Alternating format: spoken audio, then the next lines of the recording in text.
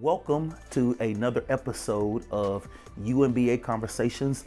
This is our video podcast series, and we're grateful that you would take this time to share with us, listen with us as we hear from not only previous moderators, but even some of our current auxiliary leaders and our current pastors as we sit down and hear about who they are and what they are doing in their churches and the efforts that they're making as we continue to unite churches and transform communities. I'm excited. I'm appreciative that you're here. If you're on YouTube, I would ask that you subscribe to our channel. If you're on Facebook, I would ask that you like this post, share this post, let others who love our beloved association know that we're bringing this series at this time. Again, thank you for watching, and let's go now into the sanctuary.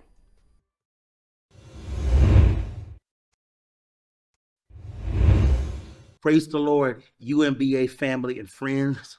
We're grateful to have you for this, another installment of our UMBA Conversations. This video podcast is a series that we have launched to help people learn more about the association and the work we're doing. We've had our former moderators come and share with us. And then also we brought in current leaders under my tenure. It's been a blending. So some of those persons like Reverend Jermaine Smith, who's always been a mainstay within the association. He continues to offer his gifts in service to our association. But then also too, we're bringing in some new people. One such person is here with me today. She's very near to my heart. Let me introduce to some and present to others the Reverend Felicia Buchanan. Thank you, sir. Thank you, sir. So grateful. You will probably, if you don't know her face, you probably know her name on paper because she's wearing several hats. She is our clerk. She is my executive assistant to the moderator. And she's also lifting and helping us really get organized with a health ministry. But before we get into all of that, I want us to just talk a little bit about who you are, Reverend Buchanan. Mm-hmm. Go. Where do I begin? Well, being that we're talking about the United Missionary Baptist Association, I want to share how this is a full circle moment for me. Really? Okay. Because when I was in middle school, I was vice president of the BTU. For those of you who may not know, that's the Baptist Training Union. Yes.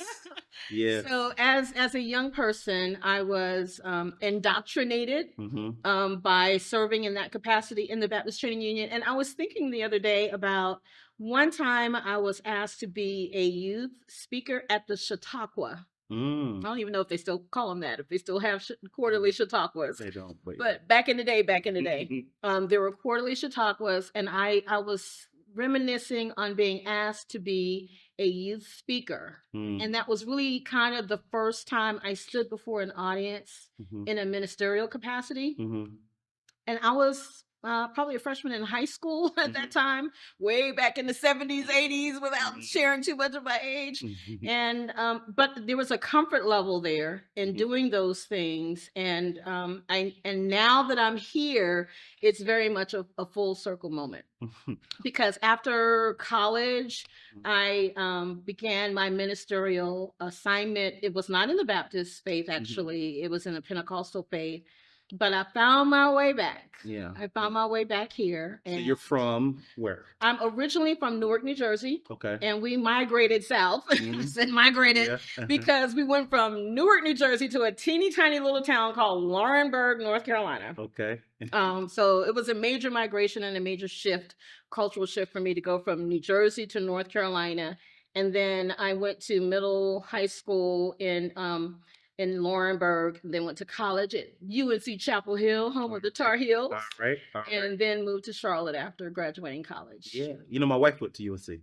Chapel Hill? Yes. That's why I like her. Yes. Yes. It wasn't until I got to Charlotte that people had to say the Chapel Hill part. Yes. Being here, but So she went there. My father-in-law went there, and some people, I'm sure. Mighty people. Coming out of Chapel Hill. Excellent. So you went to Chapel Hill, and then Did you pursue other studies?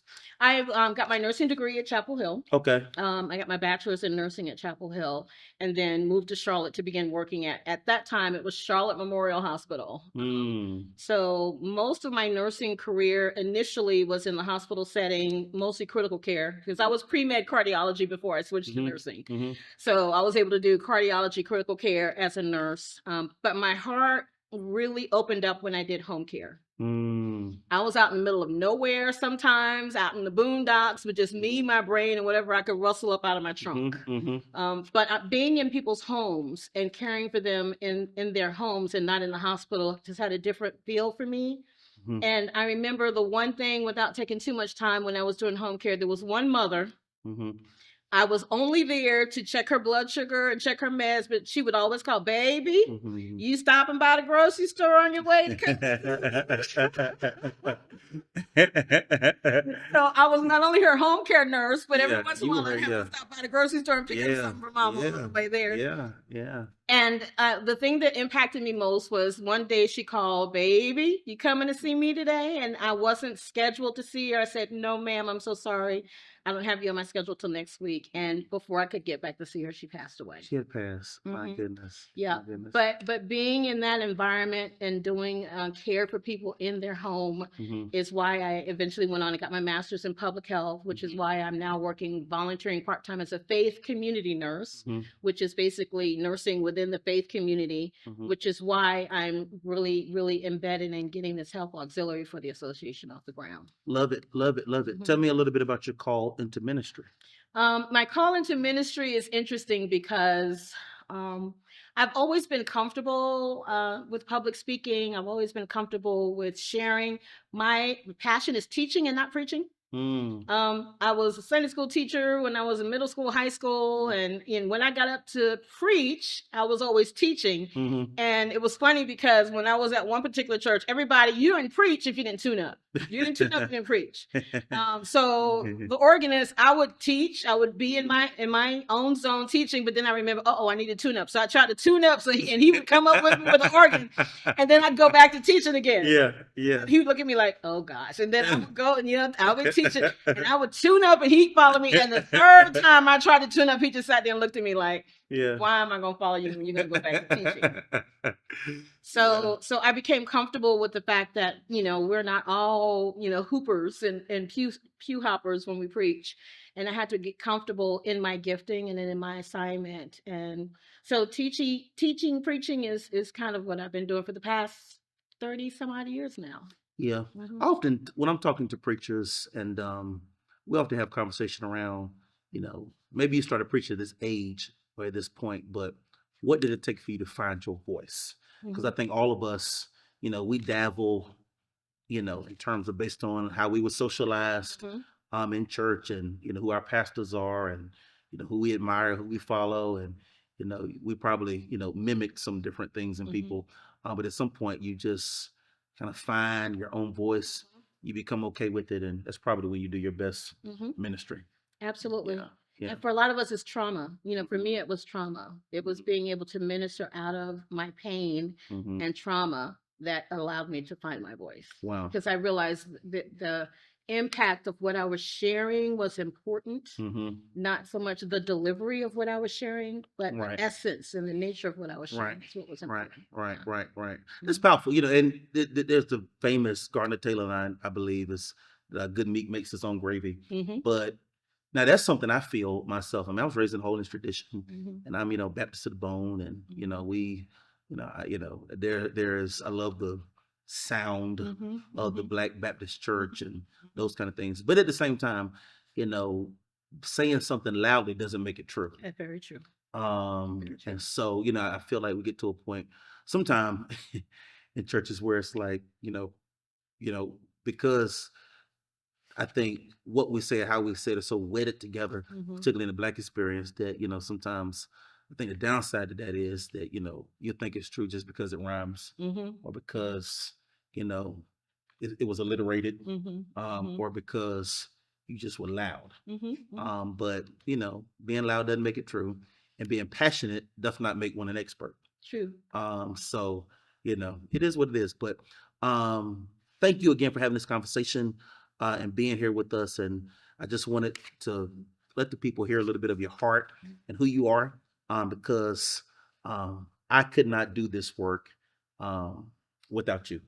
And you have made the journey for me just so much more fun and meaningful, because coming into this association, like anything else, you don't quite know what you're getting. You don't quite know what's already in place and what the assignment's going to be, till you kind of get in that seat. And I know if as bustling as my church is these days, and, as a father, I'm raising, 3 kids that have to be in 3 different places every day. And with me not being, and not having, I have great church support and great friends, but I don't have like, grandparents and such who are here that I can kind of lean on, like you do with your grandbaby. Yes. So, life is demanding, but I do feel God has given me the gifts. And I said this when I was running. God has given me the gifts and the graces to do it. I think, in terms of, and it just works. And, you are one of those people who come to my mind when I think about that. So thank you for being all that you are to me in terms of my executive assistant as the moderator. You keep me on track, keep me focused. That's powerful. And that's important. And I'm grateful. You mentioned the word gifts. That's what I'm constantly thinking about. When I see the Lord, I want to get to him empty. I want to stand before him empty and have used everything that he gave me. And I know that my administrative, I used to call myself type A. I still kind of call myself type A because of the way I like things to be done in excellence. If I feel like you can't do it in excellence, you shouldn't do it at all. Not perfect, but excellent. So I know that I have a gift of administration. I accept the fact that I have a gift of administration. And for me to be able to use that to support your vision is a blessing. And your vision of uniting churches and impacting communities resonates with me. And for me to be able to use my gifts of administration to support that vision, I am honored. They're phenomenal. And I do want to add on a more personal note for you too. You're a Zeta. Yes, Z. Yeah. Yeah. And so I think if people are going to know you, they need to know that about you. And you serve the sorority as well too. And that was my preparation for this, because I served as in Greek terms, grammatias for my chapter, which in regular terms is secretary. Okay. So serving as secretary for my sorority gave me the tools that I needed to be able to do this. And not only my local chapter, but I recently was able to serve as a delegate to the national convention, which was a whole other experience. But all of those things, parliamentary procedure and managing minutes and notes and communications and all of that at that level, I believe was great preparation for this role, for the assistant. Exactly what you're doing. So I want to say a little bit more about executive assistant to the moderator, because I hope people understand that for me, I have folks in place for all things reader, and they're not my UMBA team. They're there to assist and support. But Reverend Buchanan is the person for me, all things association. So often I will CC her in emails, or, I'll have her to reach out to people on my behalf, just because that administrative savvy, you keep from me an ongoing, checklist, and you make notes for everything that we talk about and everything I'm envisioning, you will jot down and kind of help me keep that organized. So I'm grateful, because what that allows me to do, because, and not that life is that compartmentalized, but, I'm so grateful and thankful for the Reader Church. And I realized that, we're kind of punching above our weight in terms of the work we do and the size staff we have. So, I needed the Lord to send somebody like you, because, I don't want to add unfairly to the things that they already have going on. So you coming into this role, into my life in this season, has just truly been a blessing. And I can tell that my reader staff, they love it too. They don't even ask me about UMBA, because they just wait for the announcements to come out, and they know that if I need something, I'll ask. But I think they appreciate the fact that, I'm engaged in this and I have the support I need, I have the help I need, Mhm. and I'm not, adding a lot to their responsibilities. Because if I could offer a word to anybody who is a pastor or leading, an organization of some sort, um, you need people around you. You need a Absolutely. team.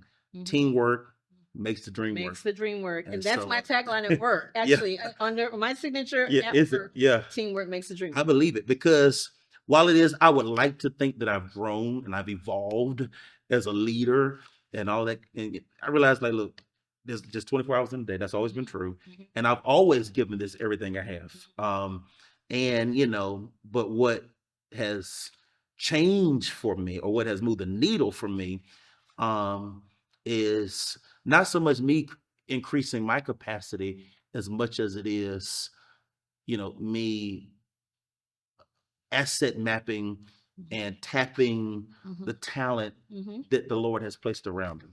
And to that point, that's my vision for Health Auxiliary. Okay. When we launched the Health Auxiliary, I made it clear to those who have initially joined that I'm here in an interim capacity to get us going, but we know that there's probably talent out there Yeah. in the churches. There's probably someone out there who's capable of leading this auxiliary. And I see my role as launching and finding those resources. So yeah, Yeah. Yeah. very important. So when I came into this role as moderator, obviously there's constitution and bylaws. There's several auxiliaries that are established there within our constitution.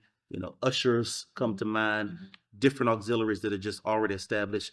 And then there's an opportunity to create auxiliaries based on the desire and the vision of the moderator. And so one of the things that we have wanted to work on, and let's just take a step back and talk about good old Baptist churches. Yes. Instead, since we've been in existence seemingly, you've had the ushers, the urshers, who were also the nurses, which meant basically in their toolkit was a fan, an offering envelope, some orange juice, and a peppermint. There you go. So somebody should got low. Get the peppermint, get the orange juice, and we have called those ushers. We've called them nurses, and we've kind of conflated that. And then more recently in churches, now churches have ushers, but also you have greeters, and these are the people who are just going to greet. So the way we have kind of envisioned this is that we have the ushers and greeters auxiliary, but we wanted to create a separate health auxiliary to be actual healthcare professionals. So what our desire is and our goal is, when you come to particularly all of our major UMBA events where we will be anticipating hundreds, if not thousands, coming through throughout the course of a week, and somebody has some kind of medical emergency, or just doesn't feel well, there is an actual health person there with something in their toolkit beyond an envelope, orange juice, And a and a peppermint, yeah, and a fan. Got a fan on. Yes. And one time it was the cloth throwing when they fell out, but Yes. we don't fall out as much these days. Maybe that's the problem. Well, Yeah, Terry taking the Holy Ghost power. Yeah. preach that. Yeah, I know, right? That's a whole other thing. It's next conversation. Yeah. But so creating this health auxiliary is what we are after and hoping to do.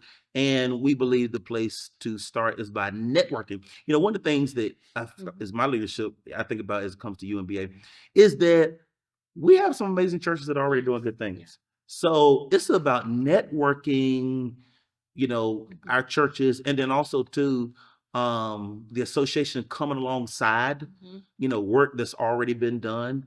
And so we hope to feature and highlight ministries within the association that we can all be better as a result of what we can glean and what we learn. I guess it's Jeremiah Wright who says it's all right to be a copycat, just copy the right cat. Yeah. So as we listen and learn from one another, we can go further. So as it relates to this health auxiliary, all right, so I've given that context. Take me to meeting one with where we are and what we're trying to do. So in our initial meeting with the Health Auxiliary, we met with churches that have an established health ministry. Okay. So there are several churches out there who already have health ministries actively involved and engaged and doing some amazing things. They're doing health fairs and screenings. They're partnering with community resources to bring the breast cancer screening buses to their communities. Absolutely. There's so many things that are being done in so many of our churches. One church in particular, as you mentioned, developed an actual action plan for a medical emergency. So one church worked with their physician members to draft a plan, an action plan on how to get someone out of the pew to where they can receive proper care. And so we're, like you said, we're copying that cat. Yeah. And we're documenting that, and we're making sure all of the other churches who may or may not have an action plan can use that as a template to have one. It's very important to have a plan and not need it than need a plan and not have it. Right. So we got together the churches that came to our meetings to share what they're already doing and also to share what they would like to do. One of the key things we want to do is engage more of our community resources to tap into the health systems that are in our areas. One church has a partnership with the local medic and fire, so to develop those partnerships so that when we decide to do a community event, we already have a pool of people to help.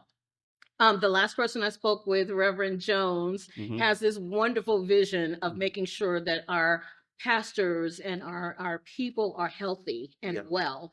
And so not only are we looking to make sure that people on the outside receive the health care that they need, but making sure that on the inside, our leaders, our pastors, our ministry leaders, our auxiliary leaders have the tools necessary to maintain health. I have a tagline on my business card for my faith community nursing: health is wealth. And I truly believe that if we're not healthy, we can't really minister to anyone else. So it starts at home. We're doing both. So it's a two-pronged attack where we're looking to ways that we can impact our communities, but also unite our churches to help each other to achieve what Reverend Jones called optimal wellness. Yeah. So shout out to Reverend C. Anthony Jones Jr.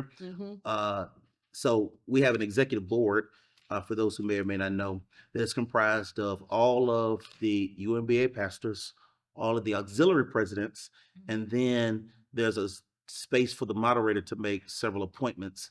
And one such person I've tapped is Reverend C. Anthony Jones Jr., with an understanding of conversation. I notice what his passion is, and I want him to bring that to our association.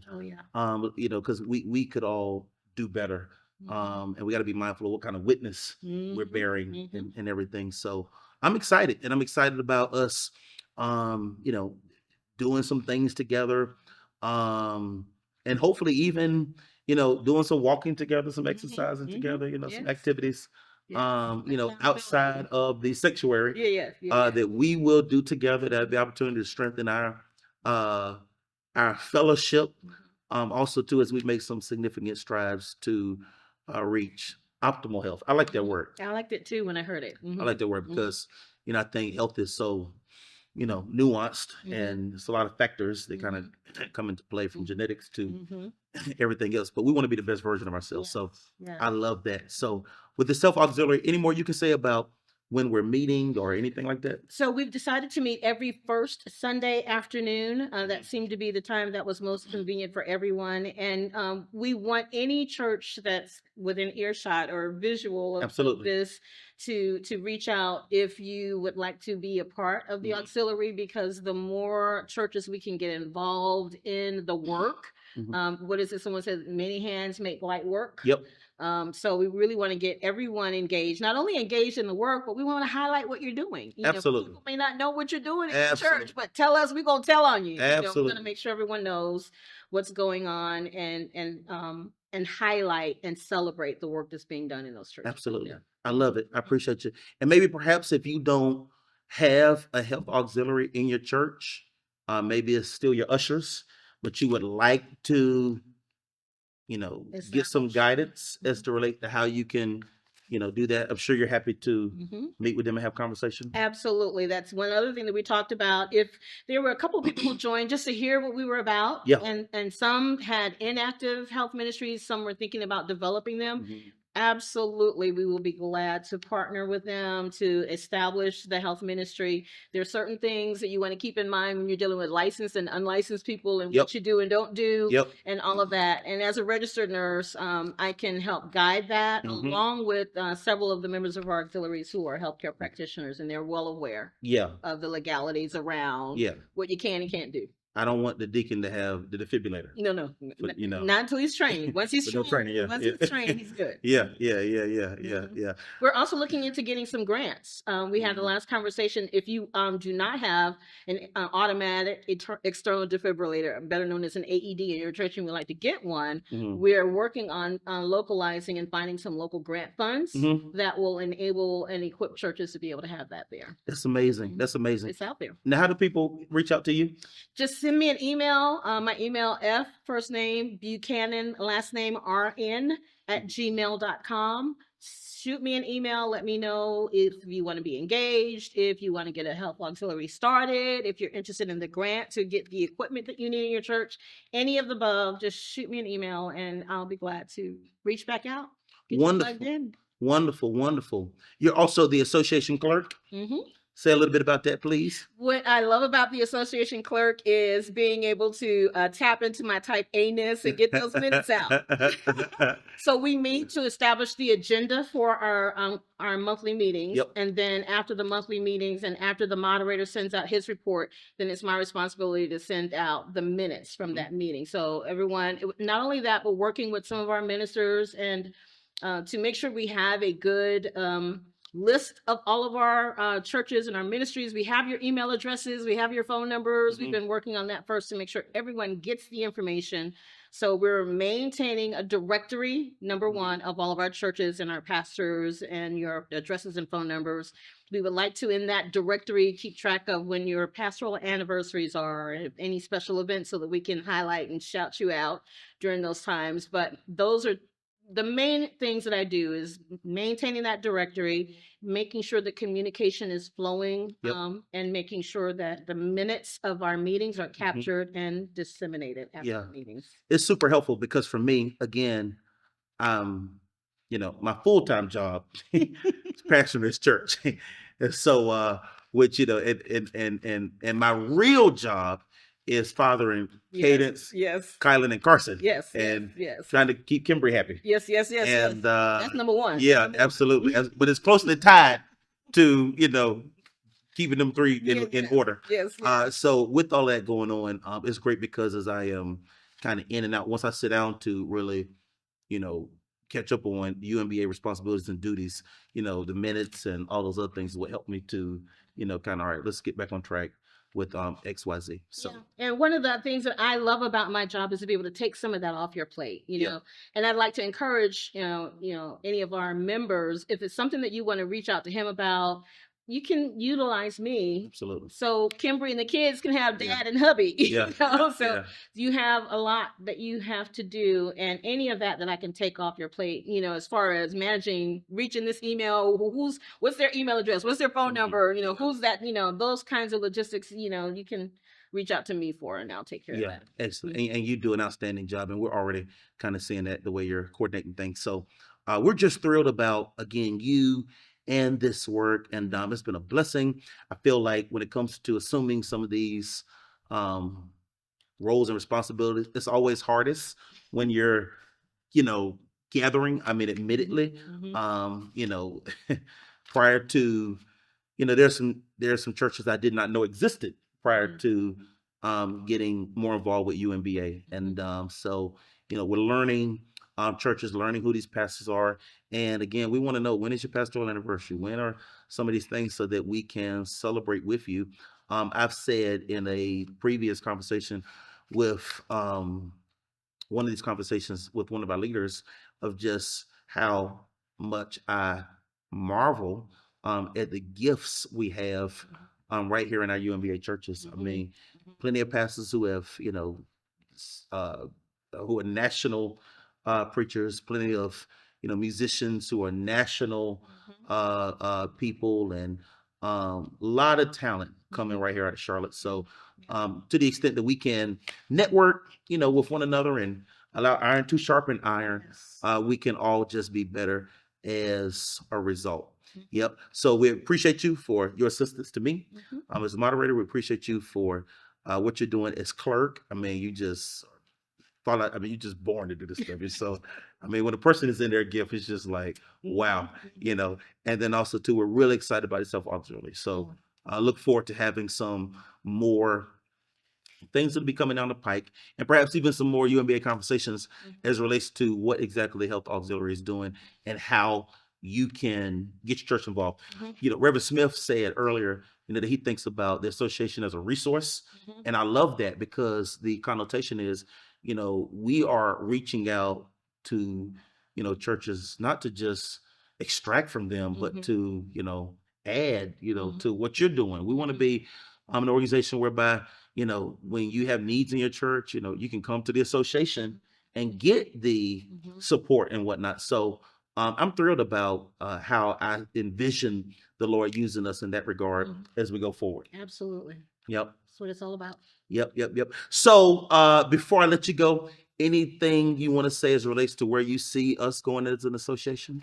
I really do see major impact in our community, especially now, in this phase of life that we're in, especially going into this next, shall I say, 4 years, politically speaking.